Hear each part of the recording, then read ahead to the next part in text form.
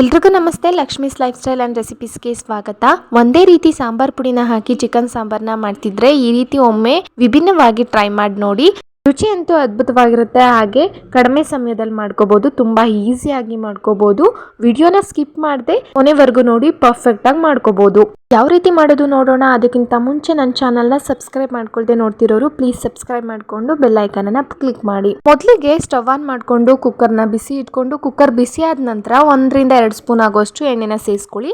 ಎಣ್ಣೆ ಸ್ವಲ್ಪ ಕಮ್ಮಿನೇ ಇರಲಿ, ಯಾಕಂದ್ರೆ ಚಿಕನ್ ಅಲ್ಲೇ ಎಣ್ಣೆ ಅಂಶ ಇರೋದ್ರಿಂದ ಎಣ್ಣೆ ಜಾಸ್ತಿ ಹಾಕೊಳ್ಳೋದು ಬೇಡ. ಹಾಗೆ ಉದ್ದುದಾಗ ಹಚ್ಚಿಟ್ಕೊಂಡಂತಹ ಈರುಳ್ಳಿನೂ ಕೂಡ ಸೇರಿಸ್ಕೊಂಡು ಚೆನ್ನಾಗಿ ಗೋಲ್ಡನ್ ಫ್ರೈ ಆಗೋವರೆಗೂ ಫ್ರೈ ಮಾಡ್ಕೊಳ್ಳಿ. ಇಲ್ಲಿ ನಾನು 1 kg ಚಿಕನ್ ಅನ್ನ ಅರಿಶಿನ ಹಾಕಿ 3 ರಿಂದ 4 ಬಾರಿ ಚೆನ್ನಾಗಿ ತೊಳ್ಕೊಂಡಿದ್ದೀನಿ. ಇಲ್ಲಿ ನೀವು ತೊಳ್ಕೊಂಡಾದ ನಂತರ ಚೆನ್ನಾಗಿ ನೀರೆಲ್ಲ ಸೋರ್ಲಿಕ್ಕೋಬೇಕು. ಡ್ರೈ ಆಗಿರ್ಬೇಕು ಚಿಕನ್, ನೀರಿನ ಅಂಶ ಇರಬಾರ್ದು. ಆವಾಗ ನಾವು ಸೇರಿಸ್ಕೊಬೇಕು. ಜೊತೆಗೆ ಸ್ವಲ್ಪ ಉಪ್ಪನ್ನ ಸೇರಿಸ್ಕೊಂಡು ಚೆನ್ನಾಗಿ ಮಿಕ್ಸ್ ಮಾಡ್ಕೊಂಡು ಒಗ್ಗರಣೆನಲ್ಲೇ ಚೆನ್ನಾಗಿ ಬೇಯಿಸ್ಕೋಬೇಕು. ಚಿಕನ್ ಅಲ್ಲಿ ನೀರಿನ ಅಂಶ ಎಲ್ಲ ಬಿಟ್ಕೊಂಡು, ನೀರಿನ ಅಂಶ ಎಲ್ಲ ಡ್ರೈ ಆಗಿ ಎಣ್ಣೆ ಬಿಟ್ಕೊಳ್ಳೋವರೆಗೂ ಚೆನ್ನಾಗಿ ಹುರ್ಕೋಬೇಕು ಒಗ್ಗರಣೆನಲ್ಲೇ. ಈ ರೀತಿ ಮಾಡೋದ್ರಿಂದ ಚಿಕನ್ನಲ್ಲಿರುವಂತಹ ಹೊಲಸು ಸ್ಮೆಲ್ ಎಲ್ಲ ಹೋಗುತ್ತೆ.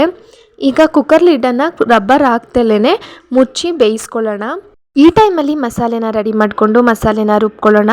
ಅದಕ್ಕೋಸ್ಕರ ಸ್ಟವ್ ಆನ್ ಮಾಡಿಕೊಂಡು ಒಂದು ಪಾತ್ರೆನ ಬಿಸಿ ಇಟ್ಕೊಂಡು 1 ಸ್ಪೂನ್ ಆಗುವಷ್ಟು ಎಣ್ಣೆನ ಸೇರಿಸ್ಕೊಳ್ಳೋಣ. ಎಣ್ಣೆ ಬಿಸಿ ಆದ ನಂತರ ನೋಡಿ, ಇಲ್ಲಿ 2 ಸ್ಪೂನ್ ಆಗುವಷ್ಟು ಧನಿಯಾ ಬೀಜ ಅಂದರೆ ಕೊತ್ತಂಬರಿ ಬೀಜನ ಸೇರಿಸ್ಕೊತಾ ಇದ್ದೀನಿ. ಹಾಗೆ ಖಾರಕ್ಕೆ ಅನುಗುಣವಾಗಿ 8 ರಿಂದ 9 ಒಣಮೆಣಸಿನ್ಕಾಯಿನ ಸೇರಿಸ್ಕೊತಾ ಇದ್ದೀನಿ. ನಿಮ್ಮ ಖಾರಕ್ಕೆ ಅನುಗುಣವಾಗಿ ನೀವು ಸೇರಿಸ್ಕೊಬಹುದು. ಹಾಗೆ ಒಂದು ಬ್ಯಾಡಗಿ ಮೆಣಸಿನ್ಕಾಯಿನೂ ಕೂಡ ಸೇರಿಸ್ಕೊಂಡು ಚೆನ್ನಾಗಿ ಫ್ರೈ ಮಾಡ್ಕೊಳ್ಳೋಣ.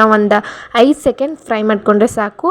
ನಂತರ 1 ಮೀಡಿಯಂ ಸೈಜ್ ಈರುಳ್ಳಿನ ಉದ್ದುದಾಗ ಹಚ್ಚಿಟ್ಕೊಂಡು ಸೇರಿಸ್ಕೊತಾ ಇದ್ದೀನಿ. ಹಾಗೆ 1 ಇಂಚು ಶುಂಠಿ, ಹಾಗೆ 2 ಗೆಡ್ಡೆ ಬೆಳ್ಳುಳ್ಳಿಯನ್ನು ಸಿಪ್ಪೆ ಸುಲಿದು ಸೇರಿಸ್ಕೊತಾ ಇದ್ದೀನಿ. ಸೇರಿಸ್ಕೊಂಡು ಈರುಳ್ಳಿ 50% ಫ್ರೈ ಆಗೋವರೆಗೂ ಫ್ರೈ ಮಾಡ್ಕೊಳ್ಳೋಣ. ಸ್ವಲ್ಪ ಕಲರ್ ಚೇಂಜ್ ಆಗುತ್ತೆ. ಆ ಟೈಮಲ್ಲಿ ನಾವು 7 ರಿಂದ 8 ಕಾಳು ಮೆಣಸನ್ನು ಸೇರಿಸ್ಕೊಳ್ಳೋಣ. ಜೊತೆಗೆ 3 ಲವಂಗನ ಸೇರಿಸ್ಕೊಂಡು, ಹಾಗೆ 3 ಪೀಸ್ ಚಕ್ಕೆನ ಸೇರಿಸ್ಕೊಂಡು 10 ಸೆಕೆಂಡ್ ಫ್ರೈ ಮಾಡ್ಕೊಳ್ಳೋಣ. ಈ ರೀತಿ ಮಾಡೋದ್ರಿಂದ ಹಸಿ ಸ್ಮೆಲ್ ಎಲ್ಲ ಹೋಗಿ ಮಸಾಲೆ ತುಂಬಾನೇ ಘಮ ಹಾಗೆ ರುಚಿ ಕೊಡುತ್ತೆ. ಜೊತೆಗೆ 1 ಮೀಡಿಯಂ ಸೈಜ್ ಟೊಮೊಟೊ ಹಣ್ಣನ್ನ 4 ಪೀಸ್ ಮಾಡ್ಕೊಂಡು ಸೇರಿಸ್ಕೊಂಡು ಫ್ರೈ ಮಾಡ್ಕೊಳ್ಳೋಣ. ಟೊಮೊಟೊ ತುಂಬಾ ಸಾಫ್ಟ್ ಆಗೋದೇನು ಬೇಡ, ಈ ರೀತಿ ಸಾಫ್ಟ್ ಆದ್ರೆ ಸಾಕು.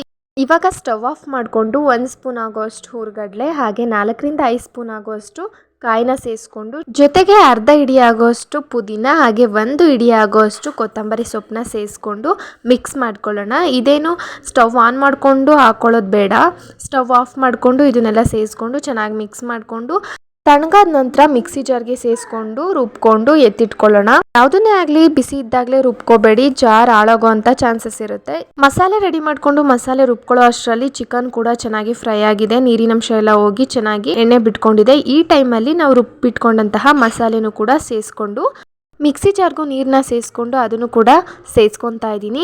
ಒಂದ್ಸರಿ ಚೆನ್ನಾಗಿ ಮಿಕ್ಸ್ ಮಾಡಿಕೊಂಡು ಎಷ್ಟು ಬೇಕೋ ಅಷ್ಟು ನೀರನ್ನು ಸೇರಿಸ್ಕೊಳ್ಳೋಣ. ನಿಮ್ಗೆ ಯಾವ ಕನ್ಸಿಸ್ಟೆನ್ಸಿಗೆ ಬೇಕೋ ಆ ಕನ್ಸಿಸ್ಟೆನ್ಸಿಗೆ ನೀವು ನೀರನ್ನು ಸೇರಿಸ್ಕೊಬೋದು. ನೋಡಿ, ನಾನು ಇಲ್ಲಿ ತೋರಿಸ್ತಿದ್ದೀನಲ್ಲ ಆ ಕನ್ಸಿಸ್ಟೆನ್ಸಿಗೆ ನೀವು ಸೇರಿಸ್ಕೊಂತು ಅಂದರೆ ಮುದ್ದೆ ಅನ್ನಕ್ಕೆ ಪರ್ಫೆಕ್ಟ್ ಆಗಿರುತ್ತೆ. ನೀವೇನಾದರೂ ರೊಟ್ಟಿ ಅಥವಾ ಇಡ್ಲಿಗೆ ಮಾಡ್ಕೊತೀನಿ ಅಥವಾ ಚಪಾತಿಗೆ ಮಾಡ್ಕೊತೀನಿ ಅಂದರೆ ಇನ್ನೊಂದು ಸ್ವಲ್ಪ ನೀರನ್ನು ಕಮ್ಮಿ ಹಾಕೋಬಹುದು.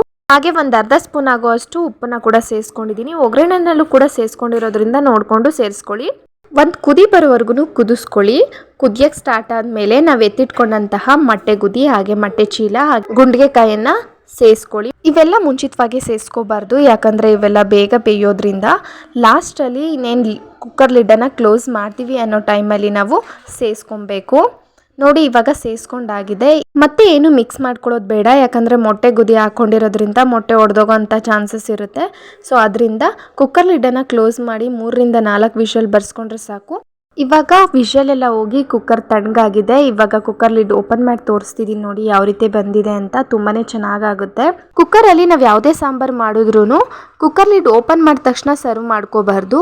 ಕುಕ್ಕರ್ ಲಿಡ್ ಓಪನ್ ಮಾಡಿ 1 ರಿಂದ 2 ನಿಮಿಷ ಚೆನ್ನಾಗಿ ಕುದಿಸ್ಕೊಂಡು ನಂತರ ಸರ್ವ್ ಮಾಡ್ಕೊಂತು ಅಂದರೆ ಸಾಂಬಾರು ಟೇಸ್ಟೇ ನೆಕ್ಸ್ಟ್ ಲೆವೆಲಲ್ಲಿ ಇರುತ್ತೆ.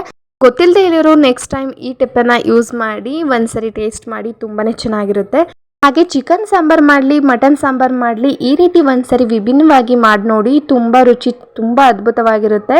ರೆಸಿಪಿ ನಿಮ್ಗೇನಾದರೂ ಹೆಲ್ಪ್ಫುಲ್ ಆಗಿ ಇಷ್ಟ ಆಯಿತು ಅಂದರೆ ವಿಡಿಯೋಗೊಂದು ಲೈಕ್ ಮಾಡಿ, ಶೇರ್ ಮಾಡಿ, ಕಮೆಂಟ್ ಮಾಡಿ, ಸಬ್ಸ್ಕ್ರೈಬ್ ಮಾಡಿಕೊಂಡು ಸಪೋರ್ಟ್ ಮಾಡಿ. Thank you for watching.